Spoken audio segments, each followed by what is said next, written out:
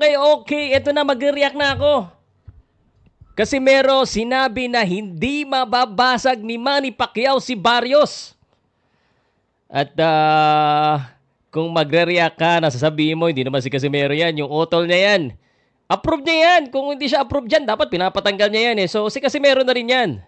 Pero totoo, wala namang mali sa sinabi ni Casimero. Sabi naman niya, yung puso niya nasa Pinoy. Nagiging big deal lang kasi, alam mo na, medyo sikat eh. At kung gusto niyo mag-real talk, wala namang problema. Ang problema lang kasi, yung mga fans niya, umiiyak pag siya naman ang nire-real talk. Tama ba ako mali? Kaya kung kaya mong bumato, dapat kaya mo rin tumanggap. Lalo na sa mga bias na fans niya. Na nagsasabi, Pinoy lang tayo, pero pag yung boxer nila nagsasabi ng ganito, okay lang. Sana maging open-minded kayo. Gumamit kayo ng utak para hindi kayo naiiwan sa